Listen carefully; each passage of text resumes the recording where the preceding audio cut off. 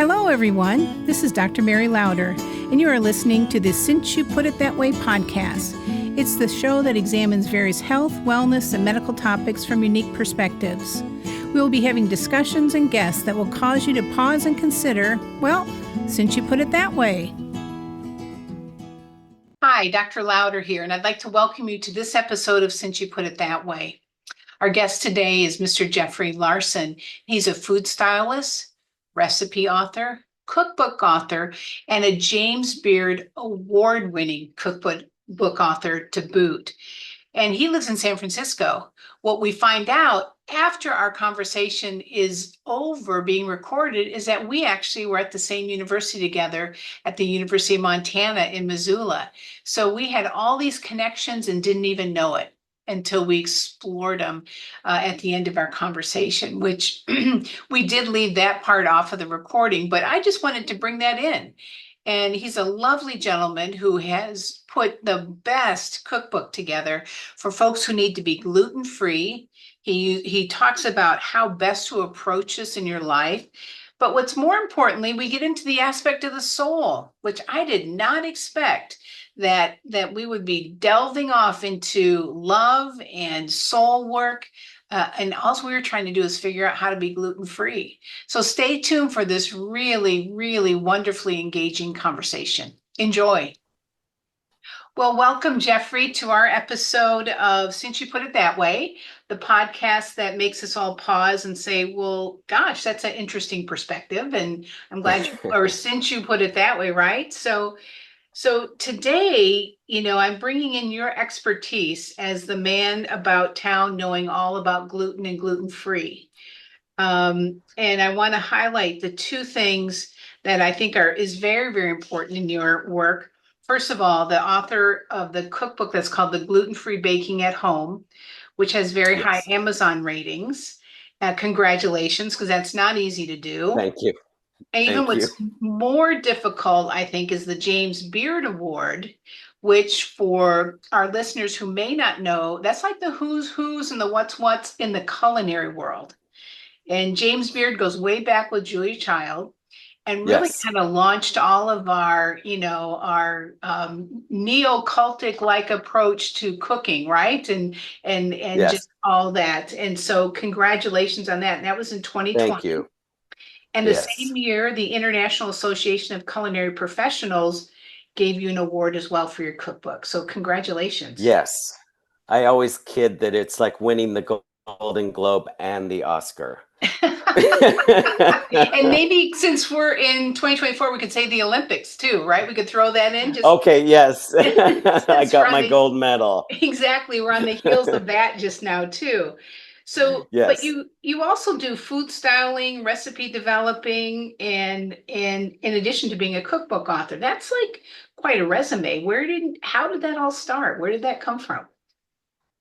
I think the impetus was, well, I was trained as a theater designer and I have my degree in costume and set design. And I did that for many years here in San Francisco. But there was a point where I have always loved working with food. And then I was on a set one day doing a commercial and I was in charge of wardrobe and it also involved food. And I went and hung out with the food stylists and I realized, I have an aptitude for this too. And it might augment my theater work, which is up and down. Yeah. So I started assisting. And was just loving it. It was kind of like theater, but on a very small scale. You're working with a small set, you're working with props, lighting, the whole 9 yards. I just fit right in. So that's where it began. And then the impetus was when my mother has always suffered from digestive issues, and so have I. We just figured it was a family condition that there was no hope for. But she was very progressive in her thinking. And she called one day and she said, I think we need to go on a gluten-free diet. And I was like, I knew what gluten was, but I say that because she knew that I suffered as well. She said, I think this might be the impetus for this. Yeah. So I loved my mother with all my heart. So I was like, Yeah. yeah, mom, let's do it. But I wasn't on board at first, Mary. I was helping Yeah. her. But Okay. that's how I framed it, and that's how I was able to make the transition. But Yeah. it was also this great way of us staying connected, long distance. Sure. Yeah. And then how did that change your life then? Well, at first, like I said, I wasn't on board and I was just trying to change her life. She Mm. suffered greatly with it, probably more so than I ever did. But she was older by then too, so she had a lot of inflammation Yeah. and it caused all kinds of problems. I was just at the beginning of that kind of torture, and I thought, maybe she's onto something. Hmm. And we immediately took gluten out of our diet. Um, and it wasn't until later that we were both diagnosed as celiac. Hmm. And then that really hit it home like, okay, this is something that I need to get a hold of. Hmm. So we started developing recipes together, and she was mostly my test baker. I Hmm. would send her things because I didn't always have the time, and Hmm. she would test it out, and then I would tinker with it. So we were lost and wandering in a dark forest. Hmm. And we had already gone through the whole medical world and them telling us, oh, it's just irritable bowel. It's irritable bowel. So it wasn't until we were actually diagnosed as celiac that we thought, okay, we can get a handle on this. Right. So we did it together, and I'll be forever grateful that that was something we shared. And then so when I won awards, she won awards, and Yeah. Nice. yeah, Nice. yeah. Is your mom still alive? I lost her last year. Oh, I'm so Yeah, sorry. I'm so yeah, sorry. yeah. It's one of those things you just like. It's knocked me back, and it's Yeah. helped. There was a long period where I just couldn't do this anymore. Yeah. So you reaching out to me is kind of like a new start for me as Yeah. well. In that I'm devoting this to her Oh, and her okay. memory. What's your mom's name? Phyllis, Okay, Phyllis. Phyllis, this episode's dedicated to you. Mm. yes, thank Oh, you. I just sense, Jeffrey, I just really sense her presence right here with us. And She is around all the time. She was a yeah, very gentle soul, and yeah, I think it's hard for her to bust through, but she does it. She does it now and then. yeah. Oh no, Yeah. I definitely get it. I get a sense of her, very much so. Okay, Yeah. good. Good, good. So yeah, and she's glad we're talking about this. So yeah, all right. We already have an endorsement from Phyllis. So we're doing good. We're right on track. Yes. Thank you. Mother approved. So we're doing good. Yes. So take me then through the development. How many years did it take for you to write the cookbook? Well, it was honestly, Mary, it was never intended to be a cookbook. I worked in that realm and Yeah. I styled a lot of cookbooks. I became known as a good editorial stylist.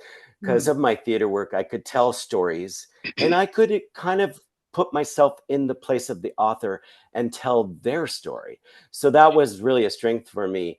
And so I was approached several times when I would just bring baked goods onto the set, and some of the publishers would say, this is really good. I think there's a book here. And I'd be like, no, no, no, no, I don't Mhm. want all that pressure. I don't want all that stress. Mhm. And it took 12 years. Okay. It took 12 years. But in that time, I taught and conducted weekend long workshops in Napa, which Yeah. were all about helping people find their way with this. Yes. And I realized at some point that my mother and I had kind of worked it out in isolation. So we had our own uh, way about it that was like nobody else's. Hmm. Because we Same. were, like I said, stumbling around just trying to figure it out. Yeah. So say more about what developed, what you saw developing that was different than what might have been around. Well, back then, we were faced with mixes Mhm. that didn't quite they were good for like one end of the spectrum. Like a mix can be really good for like Mhm. breadsticks, pizza, but then they're not great for like the lighter things like popovers or cake or muffins. Right. And so I started tinkering with what I was learning in my food styling career and learning from other authors. I was starting to incorporate that, and like, this recipe for cake needs a lighter touch, and the Right, ones for bread need a heavier touch. And then right. I started to understand what the different ingredients brought to the equation. And Mhm. so I could pump up certain things or decrease depending on what was needed for that recipe. So I wasn't relying on a mix. I actually started to hate the mix because I would kept you know trading cookbooks, and then it was a whole new set of mixes with different ideals. And so Yeah, my refrigerator was full of all this dribs and drabs. So yeah. I just started to find my own way with it. And I discovered I was onto something that was Yeah. really powerful. Yeah. Well, you describe actually, Jeffrey, just the properties of the different ingredients. I mean, with what we know about gluten is it gives the strength to our baked Right. goods. Right. And so I have a confession. My parents owned a bakery, and Oh, there was never a gluten-free item there. It was not, no. it was not, No. it was in the 1980s. It wasn't a Yeah. consideration. And Yeah. my dad was an amazing baker, and I learned a lot of things from him. But just the whole strength of the baked good depends upon the amount of protein in the flour, which is what the gluten is. But there's also gliadin and other wheat Right. proteins that, comprise the wheat kernel. But the Right. gluten seems to be the one that's the issue, but that also gives the strength to the recipe. And so then Exactly. coming up to counter that to figure out how else. And I would agree with you about the mixes. A lot of times they're filled with things like guar gum and Hmm. a lot of what we would call fillers. And Yeah. so I would wonder if we're moving more towards super ultra processed foods and doing that. I think it's unavoidable, Mary, that a lot of my recipes contain xanthan gum because Mhm, it's a vegetable cellulose, and it's mhm, highly processed, yes, mhm. but it is so key in keeping um, the structure. But I Yeah, also discovered, like, in my world, I understood that tapioca could mhm, also be strengthening in that elastic way. Like if you've ever had a boba drink and those little tapioca balls and how chewy they are, yeah. that's the property that you want from that particular flour. Okay. But then on the other hand, potato starch is like fluffy and light and Yeah, sensuous. yeah. So in my mind, I was like, how do I balance these things to keep the xanthan gum minimal Right. and still have my structure? So that's why my recipes are so long, because um, each of those ingredients is weighed for that particular that recipe. Well, that would If it, speak, it yeah, that would speak I'm to your sorry. excellence because baking is about precision. Exactly, and I'm rare in that I'm very right brain and left brain at the same time, and Hmm. I didn't know that until I started doing more recipe development and realizing I like the math. I like figuring this out. I like how I can gauge it up or down based on ratios, and then studying the ratios of like regular baking goods, and then mutating that for gluten free once I'd figured out my approach. Right, right. Yeah, I think that that's super important. And so, yeah, you're right. The precision, the calculating, the ratios, that's all 100% baking. Totally different than cooking. You can just throw things in and it most likely will turn out usually. Well, and even with regular gluten flour, um, it's very forgiving. It is. But, and that's why, Americans are so adverse to using weight. But as you probably know, your father did not bake using measuring Nope. cups and spoons. He used weight. And Yes. any really good baker is going to do that. Yep. So I always have a little trouble in the beginning with my students. Like, you got to use a scale. But when I Mhm. show them how easy it is, then they're sold. And they're Yeah. realizing, oh, I don't have to wash all these cups. I can Right. just do it all in one bowl. Yes. So that's revelatory. But then that same kind of precision, I've already figured it out. So in my book, in my cookbook, you're not having to figure it out. It's just really solid recipes based on 12 years of trial and error. And Yeah. I should also say that in the beginning, I took bag loads of stuff down to compost. Uh-huh. But I'm also a tenacious soul, Mary, and not many people would be able to go through that kind of study and Mhm. intensity for very long. And, I think my mother, I was so worried about her. It just, I wanted to give her her health back. Yes. That was what was at the bottom of it all. Yeah. So you can be a little more tenacious when you've got a goal that's that important. Yes. And ultimately, really, that whole thing came out of love then, didn't it? A great love. Yeah. Yeah. Yeah. So it would make perfect sense to get an excellence award. I never counted on those things. I mean, Yep. you do this stuff in isolation and you just think, when I finally agreed to do the book, I thought, okay, it'll go out and it'll help some people. That's all I wanted. Right. Yeah. And that certainly has been the case. The awards are just the cherry on the top that gave me the self-esteem to like say, okay, I don't have baking credentials, but I figured this out the hard way. Right. And it's solid. Yeah. It's really Yes. solid. Well, in my experience in the baking world, yes, there's formulas. And Yeah. yes, those are formulas and measurements you follow. And yes, I weigh things. And to this day, I weigh things. I have two different kitchen scales. And, that's what my father taught me to do. And the thing with that is, but you still have to get the feel for the dough. You Right. still have to get the feel for the mix and what the beater is doing, that what the batter is doing, what all the Yeah. rise is, literally. I mean, so there's so much to it that is both an art and a science. Right.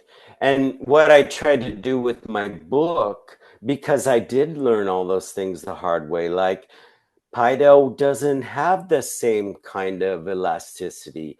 Pizza, you don't throw that up in the air and twirl it. Yeah. You don't, so you do have to kind of incorporate new techniques. So when it came to those hard things, I insisted with the publisher that all be outlined in little vignettes. Like, this is what it looks like. This is what it feels like.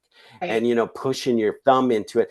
That's all the visceral stuff that is also important, very Yes. important. And Yes. that's why I love to teach live when people have those aha moments where it's like, why are you struggling to get this in the pan when maybe you turn the pan over onto the pie dough with a tray and then you flip it? And Hmm. it's just those little things that make it so much easier. And I knew that, you know I was teaching busy moms, and in some instances, I remember one specifically, she had three kids with three different allergy groups. Oh, And I was standing in front of her teaching, and I thought, you know how is she doing this? right. Because she's like a short order cook in her own home.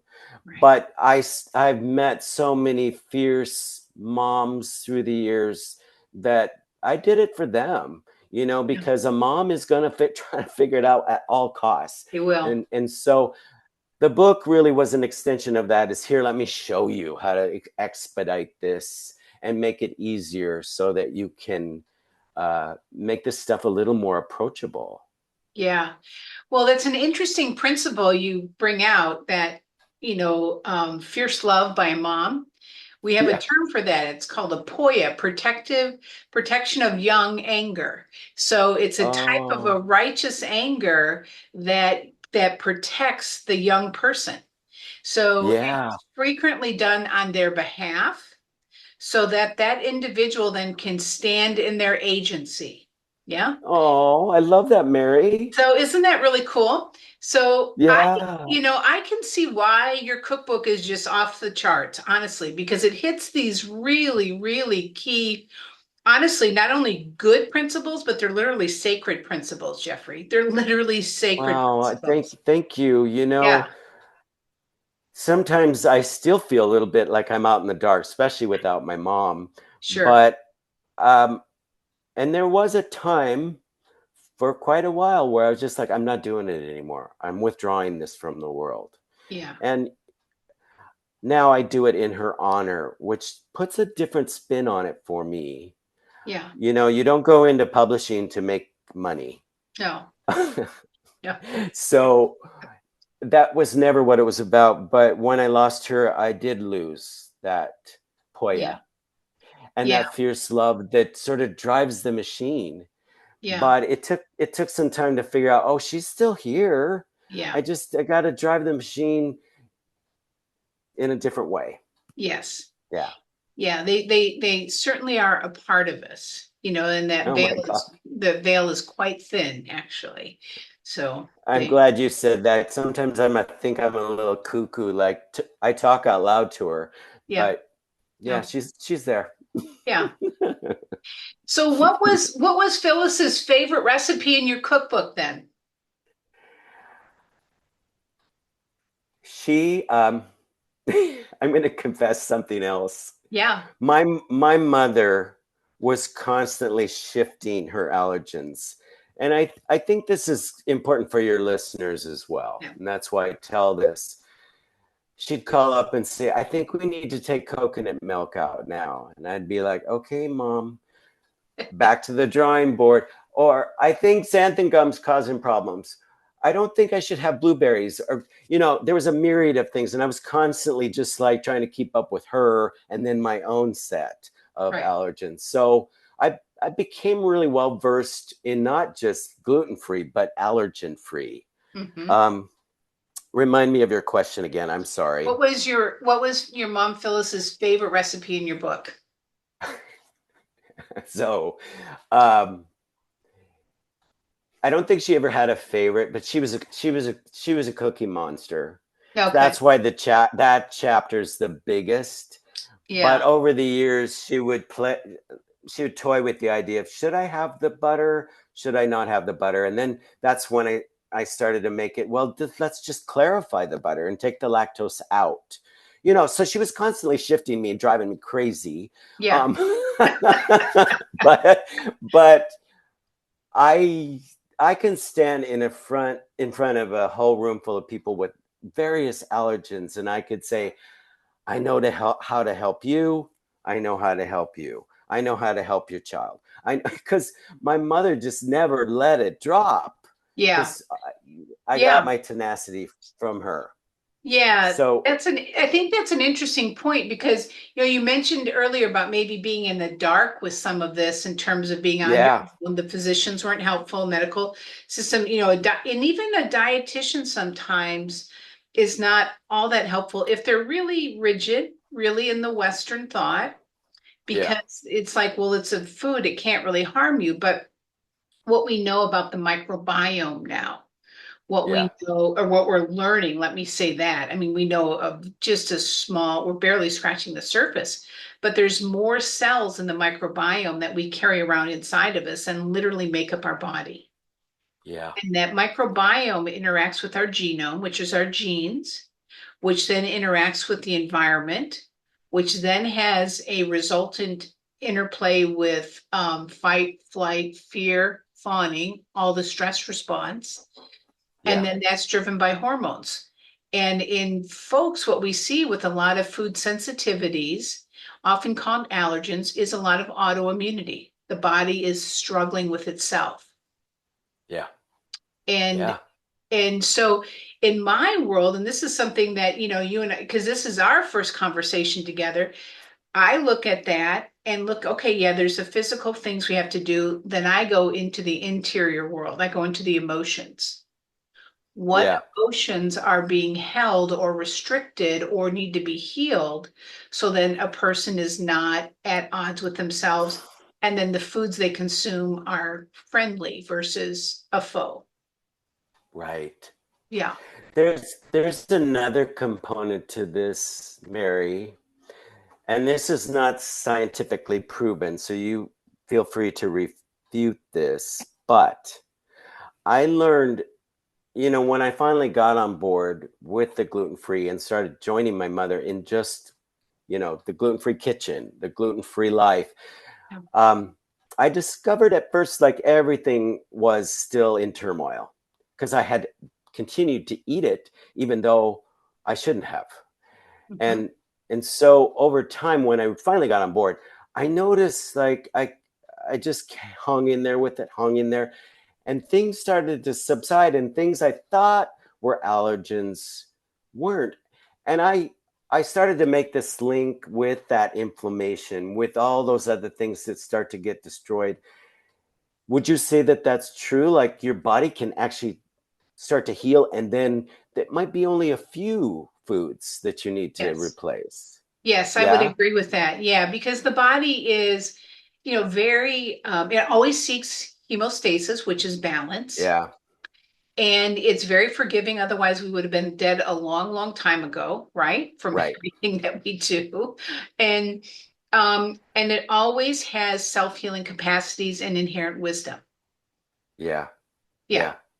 So it does. And No, it's yeah. that's great to hear you say that because, like I say, it's not scientifically proven. But I even think about family members like my uncle, who was a manager of a bakery for a big grocery store chain.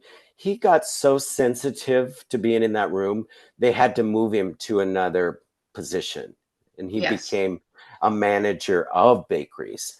But he Yes. couldn't stay in a bakery, so that was a piece of the puzzle. And then my grandmother developed really debilitating fibromyalgia later in life, and I Mm-hmm. started to wonder, like, was that maybe something in this lineage too, where Mm-hmm. there's an upset and she could have been helped by being on an allergen free diet. Mm-hmm. But I'm originally from Montana, and people don't give up food there, and they don't give up food. No. And my mother took a lot of flack over that over time. She was not helped greatly in even within her community and her circle of friends and family. Right. She was often left to her own devices, carrying along her little cooler with her special sauces and soy sauce and her mayonnaise and her dressings that were Right. gluten free. Right. So it's a complex issue, and it really strikes a chord deeply in It does. people in that you are left out. And when you're left out of food celebrations, I don't know that there's anything more damaging. It's really Yeah, it hits at our center. it does. And I Yeah. think I think that's a really good point because there's often too, I mean, you almost mentioned and butt up against even some shaming that your mom might have Oh, experienced, yeah. and Oh, she um, took horrible shame. People are told they're finicky eaters, or it's just irritable bowel syndrome. right, Try to calm your nerves. All these things, and it's not true. Some of it's just right. not true. Especially with the And diagnosis of celiac, which is yeah, really a genetic condition that you literally don't have the enzymes to break down gluten. right. Just don't have it. If she had any other ailment like diabetes or cancer, her friends would have surrounded her and protected her and made sure she was okay and that she got the foods she needed. Yeah. But when you're celiac, you're just, even chefs in restaurants they're just mad that Yeah. they have to like try to figure it out.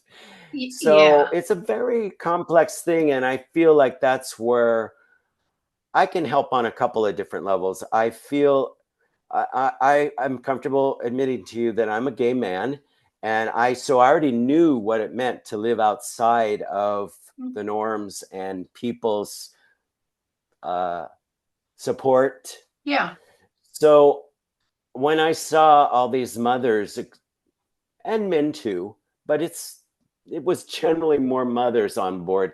When I saw them struggling, especially with, like I said, kids with multiple allergies, I was like, I gotta do something about this because it's a multi-dimensional ailment. Yeah, it is. And then, and you're right, food is so steeped in our culture, and even our various cultures have different foods and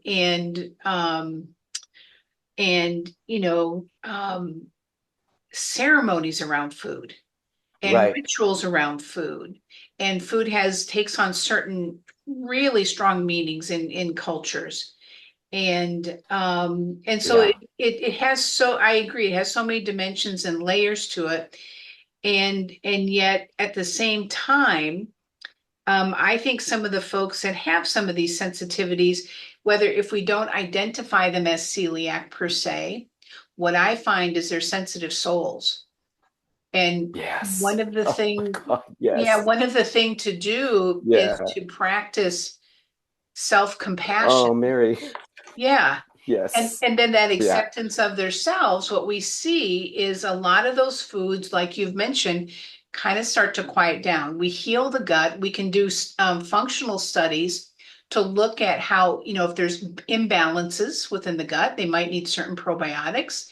They might have an Yeah. overgrowth of something. We can heal that. The body heals that, and Yeah. we can treat that.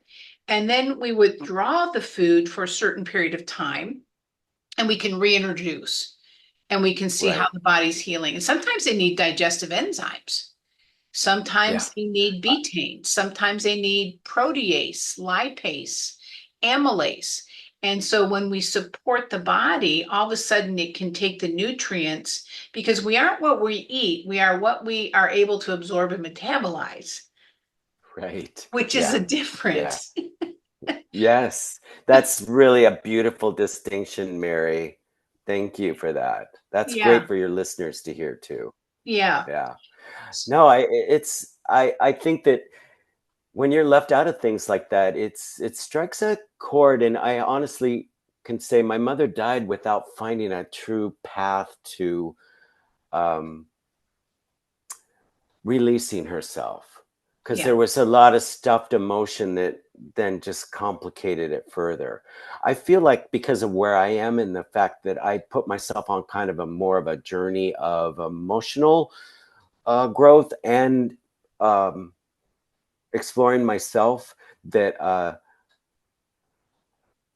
I've fared better with my diet and with my training. But yeah, she died of congestive heart failure, and I Okay. know so much it was just like stuffing emotion down. But a certain she belonged to a generation of women which they were just she was expected to be pretty and be valuable for a man, cook, clean, you know, Yeah. beautifully groomed, and on top of that, my grandfather wanted her to play the piano, which she hated. So, there's a lot. Who knew that gluten was the window to the soul, right? Well, food is kind of the window to the soul. It is. If you want to take it one step further, I think that when you study people's traditions, indigenous or otherwise, you start to see some really interesting things. One of the exercises I do in my classes where I'm teaching more an extended way about how to adapt your recipes. Yeah. One of the projects I love to do is I take your favorite grandmother's recipe or your auntie or whoever is in the family, like something that might be only show up at holidays, Hmm. but it's so steeped in emotion, and let's convert that. And Yeah. there's some trial and error as we go through things, but especially in a group dynamic, I love how it unfolds and people are supporting each other. And Hmm. then we always get to a point where there's a breakthrough and they have something in front of them that is actually like grandma's cookie or grandma's ravioli or pot sticker. And then I've seen tears. I've seen uncontrollable laughter. It just strikes my heart in a different way because you know that it's satisfying us at a soul level. Yes, yes, very Yeah. much so. That's really cool. And when I can bring him to that, it's so rewarding. So Yes. rewarding. It makes all my struggle kind of worth it, to be able to Mhm. say, I helped this person find their pot sticker. I had a woman cry over pot stickers. Yes, I can well imagine. Because when Yes. we eat something that we love, and you're right, it hits all those emotions. It reminds us of special times, special people, special events. And even the smell of food has such a strong emotional component for us, right? Yeah. Brings us right back into that memory of a variety of things. And Yeah. then to be told you can't have that anymore, to be Ah, told that's not going to help you, or this is all in your head, there's nothing wrong with you. yeah. So, I mean, Yeah. we've got both sides of that equation, which I think is just super challenging. Um, we've got good ways to diagnose it. It's pretty simple. It's a blood test. We do stool tests, we can do blood tests. We can figure out enzymes, we can figure out inflammatory markers in the bowel. And I do all those testings in my office. It's like done and dusted in a matter of 2.5 weeks. We know exactly what's going on in your gut. And these are Yeah. folks that they've been scoped from both ends, and they're That's sent away saying, well, there's small bits of inflammation, but hey, everybody's got that. And see you in 5 years. And there's just right. no help, right? Right. Yeah. No, the testing is so much better today. And, Yes. I discovered that I do have complications with other foods, blueberries, the Hmm. whole sweet pepper family. And it has just to do with the skin. It isn't the flesh. So, when you start breaking all this stuff down and realize when you take those things out and then you start to feel this kind of ease. And, everyone in my family is really heavy. Hmm. And when we gather at family events, they always look at me and go, "You don't eat enough," because I'm still slender Yeah. at 61, but I have no other way to explain this except that I controlled my diet and I kept a handle on it to the extent that I'm not blocked. I'm Right. not full of inflammation anymore. Right. Yeah. Well, I think that those Yeah. are really, really important things, is to maybe not guess, find someone who can help you, right? And then, Yeah. look for good resources, which your cookbook would be top the list, right? And so, Yeah. There's another component to this, Mary, and you might struggle with this as well. Like, yeah, it's an elitist thing to be able to buy these products and convert your kitchen. And I don't know how to bring this to, the people that may not have those advantages. right. So that's a struggle as well. Like, I want people to understand that this, um, and maybe it is just simple as getting a good cookbook or seeing someone like you, Yeah. but sometimes it is cost prohibitive. Yeah. I do think that's a really good point, Jeffrey. I think a lot of it is education. Yeah. There's a lot we could do through all of our, I mean, if we look at the quality of food without, taking too far of a dive off into um, off that cliff Yeah. and in that rabbit hole, the quality of food Yeah. when it is supported, when it Yeah. is subsidized, which is, appropriately needed, because Right. that's one of the adverse childhood experiences is food scarcity, right? Right. And if there isn't that, or if there is that, and the type of food is not helpful or causes the child to feel poorly, then they tend to act out because they just do.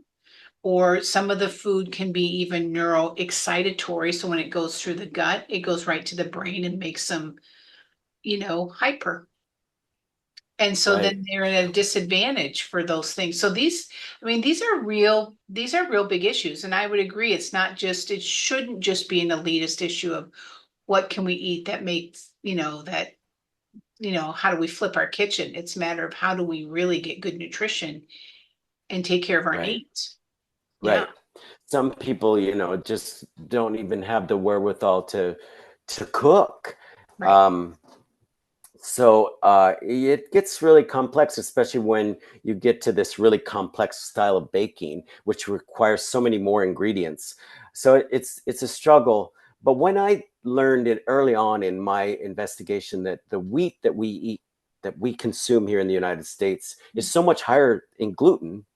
In fact, the wheat that we eat on a regular basis was developed for glue. Oh, So I didn't did you know know that. that?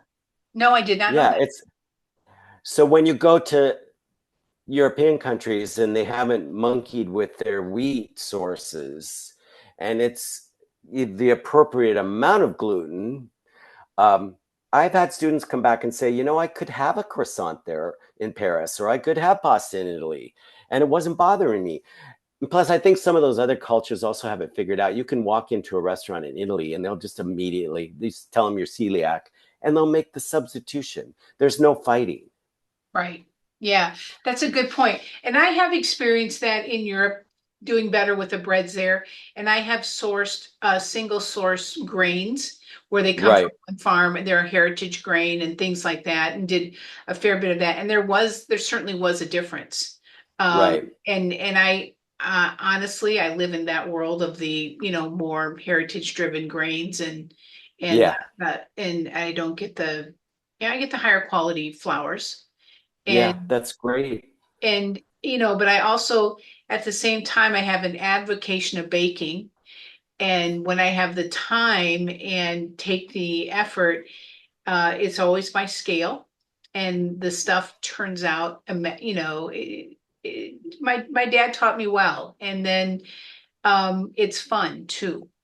Um, It is fun. The yeah, fact that even just in 2019, I was still fighting with the publisher over uh, just making a book with weights. I was insistent on yeah, it. It has yeah, to be weights. it And they does. were just fighting me. Well, we'll put the weights first, but you still have to put in cups and measures. And so it's all there. Yeah, But I always tell people, don't use the measuring cups. Don't use this. The spoons actually I do find to be better than like a cheap scale, right. the measuring spoons. Yeah, So I've kind of found my own way through that as well. And sometimes that's confusing for people but as Americans, they always kind of dumb it down for us. And right. I don't know. I don't know why that is. Because they It actually process. makes it worse. It Yeah, makes it worse. it's probably because they process everything and we're expected to be processed or something. I'm not sure either, but that's a really good point. Yeah.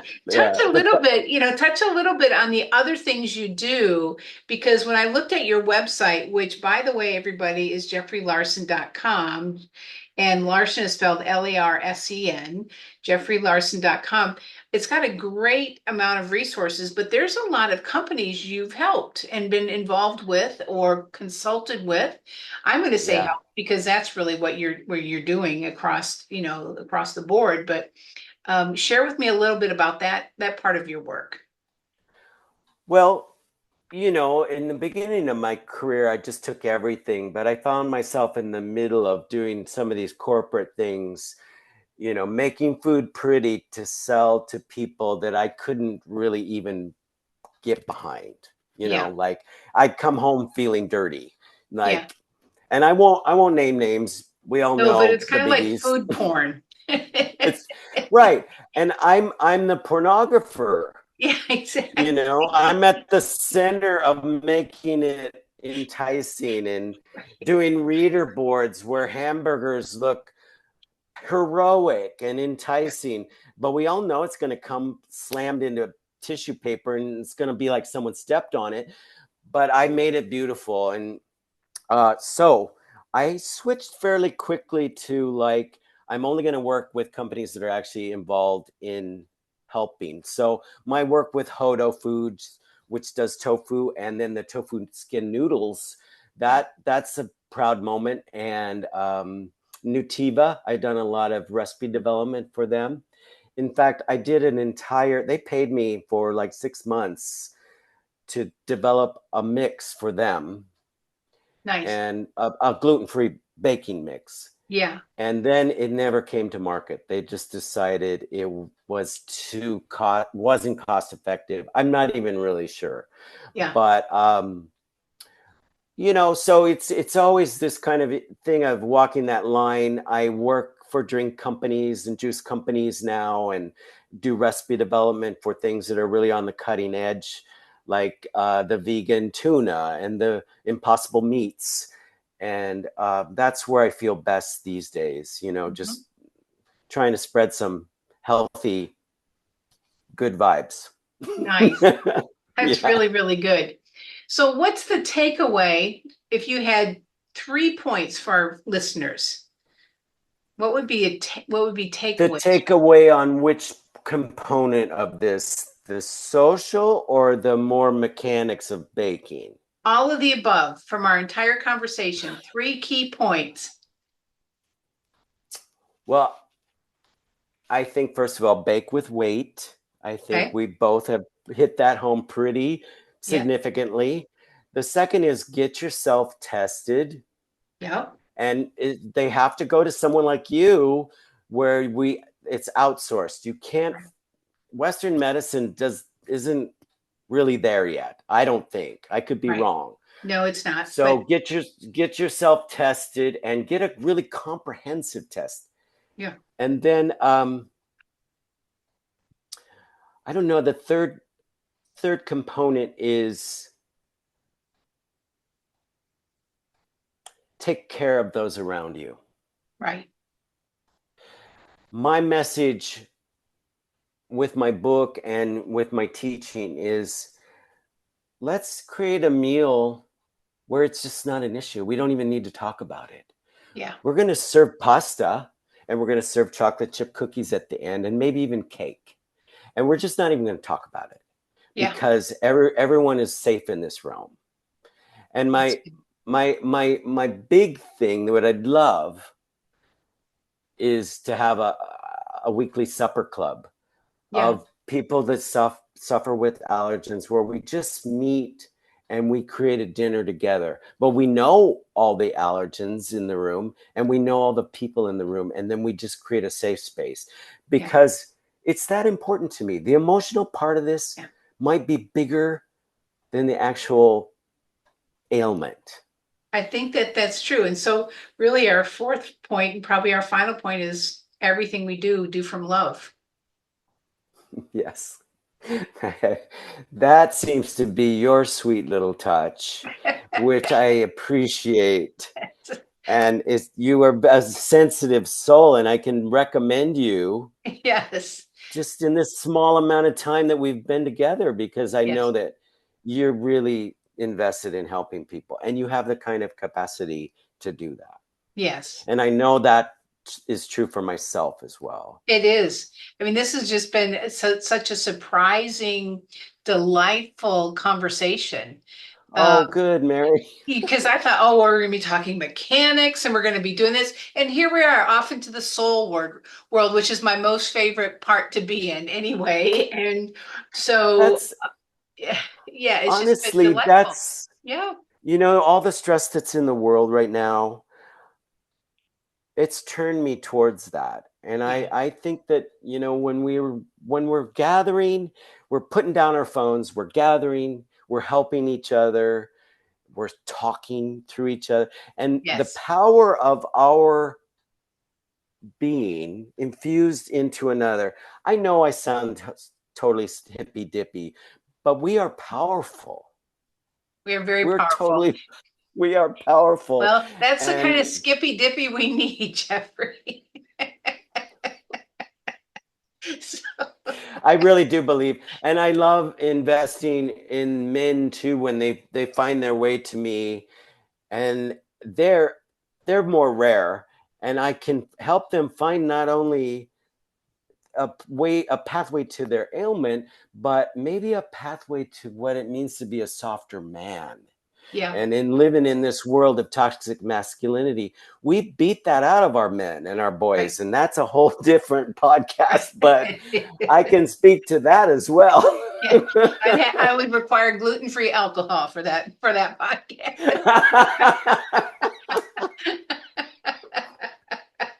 Yes. Most Yes. likely, most likely. Well, I want to thank you, Jeffrey, for being so open, so candid, so vulnerable, and talking about the Oh, things that is so close to your heart. And again, my deepest love and respect for your mom, Phyllis, for everything she's done and how she's helped all of us really be better people. And by her her continued carousel of food sensitivities that that that has propelled you into your great work and some of your best beingness on the planet. So she was my ally, my collaborator, and my greatest challenge. yes, they our mothers frequently are, and my mom is for all practical purposes here with us now as well. She passed in 2019, and she and Phyllis were cut from a very similar cloth. So, Yeah. Yeah, so in fact, she's infused me so much that I'm a sweaty mess. So thank you, Mary. oh, no I've worries enjoyed there. this. And No worries there. right, Well, exactly. so Thank you everybody for your go time. to jeffreylarson.com because there's some consulting that you can do for folks. And there's also Yeah, you get the resources for your book at amazon.com and yes. wherever else you might buy your books. And it's a James Beard Award book, and so it's just highly recommended. It's one of the best out there. So thank And you my for being open. consulting, Yeah, yeah, I go want ahead. to say one more thing about my Yeah, consulting because this is kind of my bread and butter these days. yes, Is I want to say that it's on the main page of, you can see kind of a breakdown, yeah, but I will give you a free consultation. We can have a 15-minute discussion about what your needs are, and yeah, then we can just kind of figure it out. yeah. And I have set my prices, but I don't I want to work with whoever needs the help. So I Great. want to just put that out there, like, just contact me and let's start a discussion. And That sounds wonderful. it's Mhm. JEFFREYLARSEN.com. And you Cool. can find out all about it. Wonderful. Thank you for being here today. Thank you for joining us on the Since You Put It That Way podcast. Today's episode was written and produced by Crowded Table Productions. Technical editing, Malin Long Lopes. Sound editing, Jonathan Fiegel. Music, The River Jordan, written and performed by May Erlewine. Please rate and review our podcast as well. We appreciate your feedback, and hey, be positive, share the love.